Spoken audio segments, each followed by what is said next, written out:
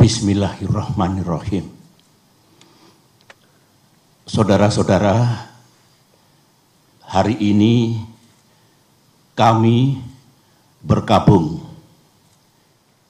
Partai Demokrat bergabung. Sebenarnya bangsa Indonesia juga bergabung. Bergabung karena akal sehat telah mati. Sementara keadilan, supremasi hukum, dan demokrasi sedang diuji. Hari ini, 5 Maret 2021, KLB Partai Demokrat abal-abal, KLB yang tidak sah dan tidak legal telah digelar di Deli Serdang, Sumatera Utara. KLB tersebut telah menobatkan KSP Muldoko, seorang pejabat pemerintahan aktif berada di lingkar dalam lembaga kepresidenan, bukan kader Partai Demokrat, alias pihak eksternal partai, menjadi ketua umum Partai Demokrat. Mendongkel dan merebutnya dari ketua umum Partai Demokrat yang sah, yang setahun yang lalu telah diresmikan oleh negara dan pemerintah.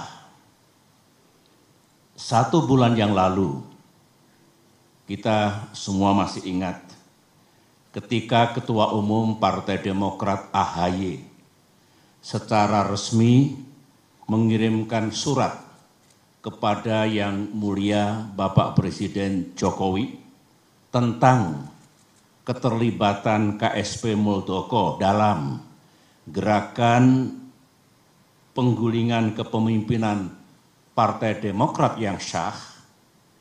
Dan setelah itu, Ketum AHY juga menyampaikan kepada publik tentang gerakan kudeta ini. Banyak tanggapan yang bernada minir dan miring. Mereka mengatakan, Demokrat hanya mencari sensasi. Demokrat hanya play victim. KSP Muldoko mengatakan itu hanya ngopi-ngopi. Pelaku gerakan mengatakan itu hanya rapat-rapat biasa. Sementara itu kita juga masih ingat ada pula yang punya keyakinan bahwa KSP Muldoko pasti mendapatkan sanksi dari atasannya karena ulahnya itu. Ada pula yang mengatakan KLB ilegal tersebut tak mungkin diberikan izin dan pasti akan dibubarkan oleh pihak kepolisian. Negara pun tak mungkin membiarkan dan membenarkan. Itu tanggapan dan komentar sekitar 1 bulan yang lalu. Tetapi hari ini sejarah telah mengabadikan apa yang terjadi di negara yang kita cintai ini. Memang banyak yang tercengang, banyak yang tidak percaya bahwa KSP Muldoko yang bersekongkol dengan orang dalam benar-benar tega dan dengan darah dingin melakukan kudeta ini. Sebuah perebutan kepemimpinan yang tidak terpuji, jauh dari sikap kesatria dan nilai-nilai moral, dan hanya mendatangkan rasa malu bagi perwira dan prajurit yang pernah bertugas di jajaran Tentara Nasional Indonesia. Termasuk rasa malu dan rasa bersalah saya yang dulu beberapa kali memberikan kepercayaan dan jabatan kepadanya. Saya memohon ampun kehadirat Allah Subhanahu wa Ta'ala, Tuhan yang Maha Kuasa, atas kesalahan saya itu. Sebagai seorang yang menggagas berdirinya Partai Demokrat, termasuk yang membina dan membesarkan partai ini dan bahkan pernah memimpinnya, tak pernah terlintas dalam pikiran saya bahwa Partai Demokrat akan dibeginikan. Saya benar-benar tidak menyangka, karena sewaktu selama 10 tahun saya memimpin Indonesia dulu, baik secara pribadi maupun Partai Demokrat yang saya bina, tidak pernah mengganggu dan merusak partai lain seperti yang kami alami saat ini. Saudara-saudara, saya tahu bahwa Ketua Umum Partai Demokrat AHY yang terus-menerus memimpin upaya untuk mempertahankan kedaulatan partai telah mengeluarkan berbagai pernyataan.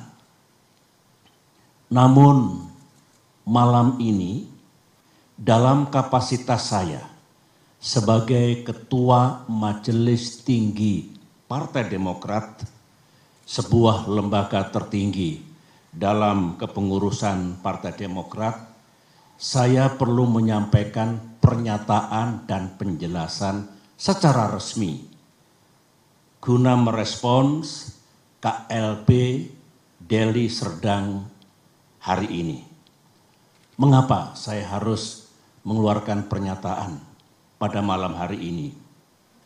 Karena sesuai dengan AD dan ART Partai Demokrat tahun 2020 yang telah disahkan oleh negara dan pemerintah melalui Kemenkumham, Kongres Luar Biasa atau KLB sebenarnya lebih menjadi domain Majelis Tinggi Partai, bukan domain ataupun kewenangan Ketua Umum Partai Demokrat.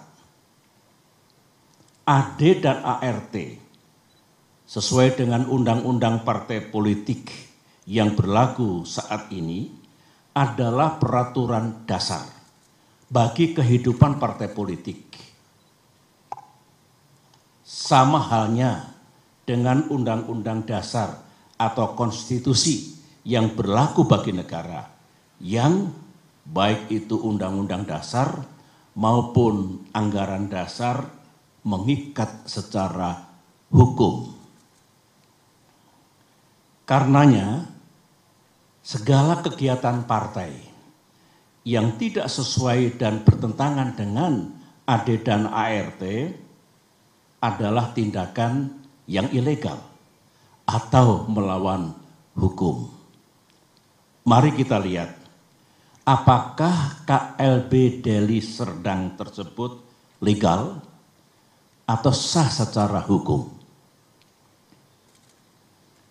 Menurut AD dan ART Partai Demokrat, pasal 81 ayat 4 disebutkan bahwa Kongres Luar Biasa dapat diadakan atas permintaan A. Majelis Tinggi Partai, atau B. sekurang-kurangnya 2/3 dari jumlah Dewan Pimpinan Daerah dan 1/2 dari jumlah Dewan Pimpinan Cabang serta disetujui oleh Ketua Majelis Tinggi Partai. Mari kita uji sekarang, apakah KLB Deli Serdang ini sah secara hukum. Ingat, negara Indonesia adalah negara hukum. Pasal 1 Undang-Undang Dasar 1945. Majelis Tinggi Partai yang saya pimpin dan kini berjumlah 16 orang tidak pernah mengusulkan kongres luar biasa. Jadi syarat pertama sudah gugur. Dewan Pimpinan Daerah yang mengusulkan KLB minimal 2/3 dari 34 Dewan Pimpinan Daerah. Kenyataannya tidak satu pun yang mengusulkan, berarti 0. Jadi tidak memenuhi syarat yang kedua. Dewan Pimpinan Cabang yang mengusulkan KLB minimal 1/2 dari 514 DPC. Kenyataannya hanya 34 DPC yang mengusulkan, berarti hanya 7% dari seharusnya minimal 50%. Jadi tidak memenuhi syarat yang ketiga. Usulan DPC dan usulan DPD dan DPC harus mendapatkan persetujuan Ketua Majelis Tinggi Partai. Dan saya sebagai Ketua Majelis Tinggi Partai tidak pernah memberikan persetujuan atas pelaksanaan KLB ini. Jadi syarat keempat pun tidak dipenuhi. Kesimpulan besarnya adalah semua persyaratan untuk diselenggarakannya KLB ini gagal dipenuhi atau tidak dipenuhi sehingga KLB ini benar-benar tidak sah dan ilegal. Saya dengar ada akal-akalan dari pihak KSP Muldoko dan para pelaku kudeta bahwa sebelum mengangkat KSP Muldoko menjadi Ketua Umum Partai Demokrat ilegal, AD dan ART yang sah diubah dan diganti dengan AD dan ART versi KLB Deli Serdang. Sehingga penobatan KSP Muldoko dianggap sah. Pertanyaannya, apa bisa begitu? Mari kita lihat bersama. Untuk mengubah AD dan ART, forumnya harus sah. Baik kongres ataupun kongres luar biasa yang hendak mengubah AD dan ART juga harus sah. Forum KLB Deli Serdang jelas tidak sah dan ilegal sebagaimana yang telah saya jelaskan tadi. Sehingga AD dan ART KLB Deli Serdang menjadi tidak sah. Untuk diketahui, AD dan ART hasil kongres atau KLB yang sah pun harus mendapatkan pengesahan dari negara dan pemerintah melalui Kemenkumham. Jadi, kalau KSP Muldoko melalui telepon menanyakan keabsahan AD dan ART dan merasa cukup puas atau mengira bahwa AD dan ART KLB Deli Serdang itu sah, KSP Muldoko salah besar. Berarti KSP Muldoko tidak memahami undang-undang partai politik yang berlaku. Dan juga tidak memahami AD dan ART Partai Demokrat. AD dan ART Partai Demokrat. Lagi-lagi makin kuat dan makin nyata bahwa KLB Deli Serdang benar-benar tidak sah adanya. Saudara-saudara, ini kesempatan yang baik bagi saya untuk menyampaikan pesan kepada Ketua Umum dan segenap kader Demokrat di seluruh tanah air. Saya sangat merasakan apa yang para kader Demokrat rasakan saat ini. Saudara pasti marah, terhina, merasa diperlakukan sewenang-wenang, geram kepada yang berkhianat dengan imbalan uang dan iming-iming kedudukan, dan rasanya ingin membalas perbuatan mereka. Namun,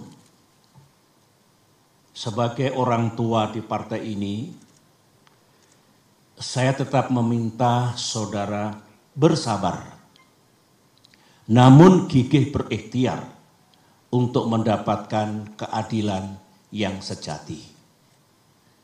Saya tetap percaya bahwa Bapak Presiden Jokowi memiliki integritas dan kearifan dalam menyikapi gerakan pendongkelan dan perebutan kepemimpinan Partai Demokrat yang sah ini. Saya juga tetap percaya bahwa negara dan pemerintah akan bertindak adil serta akan sepenuhnya menegakkan peranata hukum yang berlaku. Baik itu konstitusi kita, Undang-Undang Dasar 1945 dan Undang-Undang Partai Politik, maupun AD dan ART Partai Demokrat yang secara hukum juga mengikat. Namun, dunia politik tak seindah yang kita mimpikan. Gangguan terhadap Partai Demokrat, gangguan terhadap kita semua belumlah usai. Karenanya, mari kita makin bersatu dan makin merapatkan barisan. Di bawah komando dan kepemimpinan Ketua Umum AHY, saya mengajak para kader untuk berjuang bersama. Berjuang sampai keadilan benar-benar kita dapatkan di tanah Indonesia ini. Perjuangan untuk mempertahankan kedaulatan dan kemandirian partai, saya ulangi, perjuangan untuk mempertahankan kedaulatan dan kemandirian partai adalah perjuangan yang suci dan mulia. Ibarat peperangan, perang yang kita lakukan adalah perang yang dibenarkan. Sebuah war of necessity. Sebuah just war. Perang untuk mendapatkan keadilan. Semoga Allah SWT, Tuhan yang Maha Kuasa, menuntun langkah kita serta memberikan pertolongan kepada kita semua. Demikian pernyataan saya. Sekian dan terima kasih. I